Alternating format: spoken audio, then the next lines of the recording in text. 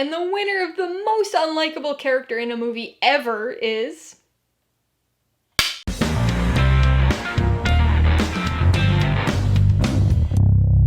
Hey everybody, welcome to Mainly Movies. As part of my 2020 13 Nights of Halloween series, today I'm going to be talking about the 2007 sci-fi horror film, The Mist. If you're new here, please consider subscribing for a variety of movie-related content like reviews, rank lists, and trailer reactions. All my reviews include a breakdown of the pros and cons, my rating, and some tailored film recommendations, so be sure to watch through to the end of this video for all that extra content. The Mist stars Thomas Jane, Laurie Holden, and Marcia Harden, and was directed by Frank Darabont. Based on Stephen King's 1980 novella of the same name, it tells the story of a group of people who take refuge inside of a supermarket after a mysterious mist envelops their town, hiding a deadly threat. Stephen King is my absolute favorite author. I love his books, but even I can't deny that his stories don't always have the best cinematic track record. Most of his novel adaptations are a bit rough, but luckily his short stories and novellas tend to make the jump to screen a little bit better. And that makes sense. They're shorter, so there's less information that needs to be converted. The stories usually aren't as complex, so there's less competition between the plot and the characters too. Of course, there are some exceptions, and some really excellent novel adaptations, but the shorts tend to come out on top, for me at least. Out of the handful of truly great Stephen King film adaptations, I can say that hands down, The Mist is my favorite. This is a movie that's set up perfectly. Despite its horror and sci-fi elements, The Mist possesses an overwhelming sense of reality. Everything begins with a storm and a power outage, something everybody's experienced at one time or another. Next, mundanity, assessing the damage and making the obligatory trip to the store to get groceries and supplies to patch up the house. You casually chat with your neighbors while out, commiserating about the damage and long lines at the store. We've all been there. Capturing that reality and creating scenarios that we can easily imagine ourselves in is something that Stephen King does so well. But he can always take it that one step further. You're at the store, but soon the concerns over that old tree your grandfather planted, or the call you have to make to the insurance company, gets supplanted by something much more pressing. The horror here begins as something unseen. It's iconic, really. The fear of the unknown. A looming mist suddenly coming down the mountains, completely enveloping everything. You can't see more than a couple feet in front of you. That's unsettling in and of itself, but even more so when you hear accounts of something in the mist killing people. And that aspect of this movie clearly draws its influences from classic B-movie sci-fi horror. It's a while before we actually see what's in the mist. We hear it and can see the havoc it wreaks. We see unsettling and confusing glimpses. Even when we finally start to get a sense of some of the Lovecraftian creatures in the mist, it's still unclear what they are, where they came from, and what else might be out there mere feet away in the mist. The Mist is a horror film, but it's not all traditional chills and monsters. There are certainly scares, moments of gore, and a whole lot of suspense, but these moments punctuate the more omnipresent horror of humanity. The movie really explores the human condition, and just what becomes of seemingly normal people in the face of fear. It's really no wonder that so many actors in The Mist went on to significant roles in The Walking Dead only a few years later. The zombies are rarely the biggest threat in that show, and similarly, the creatures in The Mist aren't the biggest threat in this movie. They're merely a catalyst and a framing device used to let us see the truly scary thing: people. Ensemble movies are really tough. It's so hard to make them work. So I always find it admirable when filmmakers are able to take a large set of characters and effectively characterize them in 2 hours while still telling an interesting story. And The Mist is one of those movies. The story and mystery behind The Mist are intriguing, but the interactions among the diverse set of characters take it all to a whole nother level.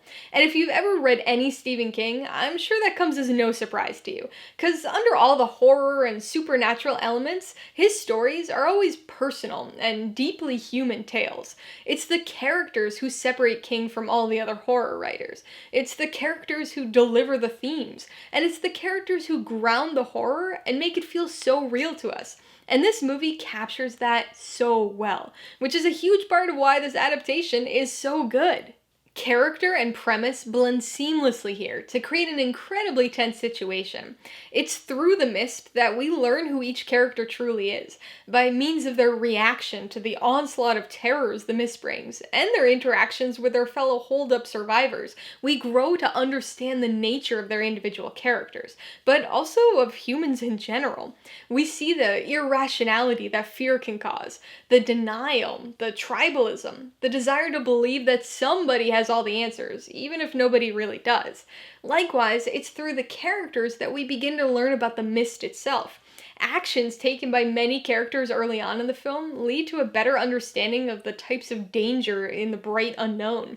And eventually, a vague explanation of the cause elucidates things a bit more, but does end up providing more questions than answers. The chilling strangeness of the mist, juxtaposed with the terrifying extents to which frightened people will go, evokes nothing short of a visceral response.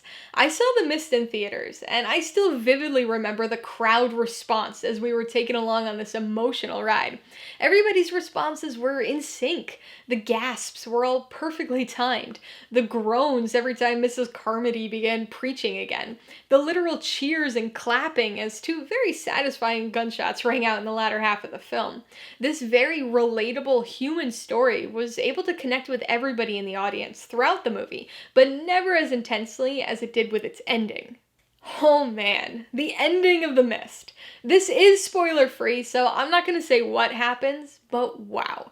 It was that 1-2 gut punch of an ending that affected everybody in the theater. It was such a risky move, but wow was it effective. Everybody was stunned, including myself. This was a movie that had generated a lot of audience interaction during the previous 2 hours, but during the final minutes of the film, everybody was silent, and when the credits started to roll, nobody got up. It was almost 3 minutes before anybody even started to get up or put their coats on, and most people stayed seated for the entirety of the largely silent credits. And when people did finally leave, there was none of that typical theater exit chatter. Everybody filed out silently and solemnly. To this day, that is the most stunned and emotionally affected I've ever seen an audience. And the ending to The Mist still remains one of my all-time favorite film endings. Alright, let's talk about the pros and cons. Pro number 1 is the tension. This movie does such a good job playing off of that classic fear of the unknown trope. Mist is enshrouding. Mist is mysterious. And so enveloping our single location in mist is a perfect way to create instant suspense. That tension only builds as we learn that there's something deadly out in the mist, and get our first glimpses of the terrors just beyond our vision. The handheld, almost documentary feel to the cinematography, and the very minimal use of music only further heighten that tension. Scenes like the rope scene perfectly use this premise and misty scenario to create tension and anxiety. And then you add the people, and it takes it all to a whole nother level. The second pro jumps off of that, and it's the human element. Characters are so important in horror movies. Not only do they provide us with a reason to care about what's going on, but they're also instrumental in making a movie scary. If you've got believable characters, then you've got a movie you can imagine yourself in, which inherently makes it more personal and scary. This film deals with a large ensemble cast, but navigates the challenge really well, largely due to the fact that the characters are truly the focus. And it's not just the individual characters either, it's the group. It's humans in general, and what happens when groups of us are put together and then subjected to dire and terrifying circumstances. The creatures out in the mist aren't the only threat here. Pro number 3 is the ending. Now, I have a feeling this might not be a pro for everyone, but for me, it's just the cherry on top of this wonderful film. Since this is a spoiler-free review, I'm not going to talk about what actually happens at the very end, but suffice it to say that it's impactful and pretty unexpected.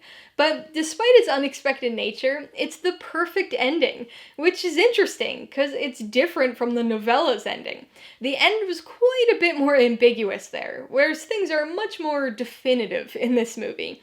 Usually big changes like that bother me. It's funny, I was just talking about that in my review of Cujo, and how the changed ending nearly ruins the film for me. But here, the change works. An ambiguous ending would have been fine, and certainly the more traditional route to take, but this ending is so in line with the tone and themes presented in the story that I honestly can't imagine it ending any other way. On the con side, my only real issue is the visual effects. The practical stuff looks really good, but some of the CGI looks a little dodgy now. The design's fine, it's just one of those situations where the CGI is clearly separate from the real-world environment and characters. Things just don't blend the way that we're used to seeing in CGI nowadays. And I think it's mostly an issue of how they did the lighting of the CGI. It's never been something that's distracted me, but if you think it would be for you, there is a solution. The black and white edition. The film was originally intended to be shot in black and white, but the studio opted for a color release. However, the director still states that the black and white edition is his preferred version. And let me tell you, not only does it enhance the overall atmosphere of the film, but it also does a fantastic job of masking the CGI issues. Before I give you my rating and recommendations, I want to remind you that if you're interested in buying The Mist or any of the other films I mentioned today, I do have affiliate links for all of them in the description below. I get a small commission from anything you buy using one of my links, so I'd really appreciate it if you'd use them if you're in the market for any of these movies. I'm gonna give The Mist 5 out of 5 paws. So that's probably not a surprise to you since I tipped my hand so early in the review, but I absolutely love this movie. It's tense, it's scary, it's thought-provoking, and it's got one of the best, most impactful endings of any horror movie. I would recommend The Mist to anybody who likes horror, but especially character-driven sci-fi horror. This is very much a movie about the characters and about their responses to the horror situation. If you want a super scary movie that explains everything that's happening, you might find this one a bit frustrating. But if you love the structure and creatures from sci-fi movies of the 50s and 60s, or movies where the monsters aren't really the main threat, then I think you'll really like this one. If you liked The Mist, I would recommend Night of the Living Dead. It was the first of George A. Romero's zombie movies, and is another film that's very effective at delivering both scares and commentary on how humans behave, and the animosity with which we often face each other. If you want another film about a group of strangers trapped in a single location by an unseen threat, you might want to watch Bird Box. It has some issues with its muddled messages and the structure, but still is a very interesting concept. If you like the character side of this movie and want to watch another film that touches on human nature, you should check out the original 1963 Lord of the Flies, which explores what humans do when the norms and structures of civilization are removed. And I would also highly recommend The Shawshank Redemption. It's another excellent and emotionally resonant movie directed by Frank Darabont, based on a short story by Stephen King. Alright, a couple questions for you guys. Number 1, have you seen The Mist? If so, what'd you think of it? And number 2, what's your favorite movie that features characters trapped in a single location? Be sure to leave your answers in the comments below so we can get a discussion going. Alright, so if you got some enjoyment, insight, or information out of this review, I'd appreciate it if you'd hit that like button. And if you haven't done so already, please hit subscribe or add it to see more videos like this.